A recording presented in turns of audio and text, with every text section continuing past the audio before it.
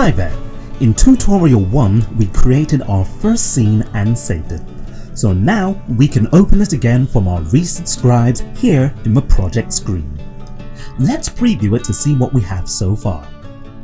As you can see, by default Videoscribe zooms in on each image when it is drawn, but you can change this by setting fixed camera positions. To set the camera, simply drag the canvas and position the screen how you want it. Then select all of the elements that you want in this camera position by holding down the Control or Command key and clicking on them in the timeline. Click this button to set the camera. So now all of the selected images will be drawn in that view. If you zoom out with your scroll wheel or using the controls here, you'll see just how much space you have to work with. The canvas is infinite, so you can lay your project out in all different directions and really get creative. To start a second scene, let's just zoom back in and move to a new space on the canvas by clicking and dragging in a blank space. Or if you prefer, you can use the arrow buttons. Just like with scene 1, we'll add and position new elements to build our scene. Let's start with some text.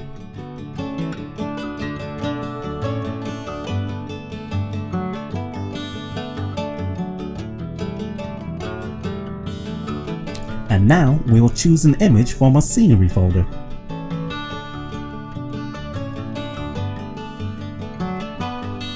We can make this nice and big so it forms a background for our scene. Let's add a person.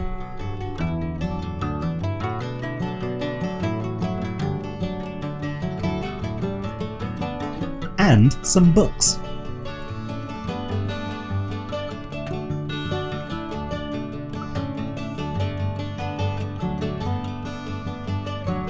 And position them so it looks like he is working on a school project.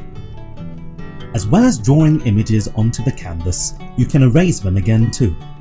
Let's remove the text at the top. To do that, just open the image library and search for blank out and choose a blank white image.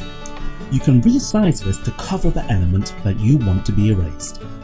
We can even change the hand and pen for the animation of this element, so that the hand rubs out the text with its finger or an eraser. Just open the properties from the blank out image and go to the Drawing Hand tab. From here, you can browse the hand's library to find the one you want. Let's go for this eraser.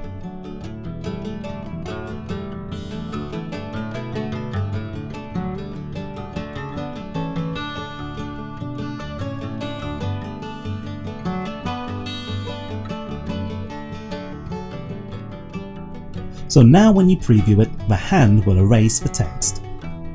Once everything is arranged in the right place for the scene, select all the elements in that scene and set the camera again, just like for scene 1. Let's have a look at the whole scribe so far. So now you have your first scene, and then the camera pans down and draws the second scene.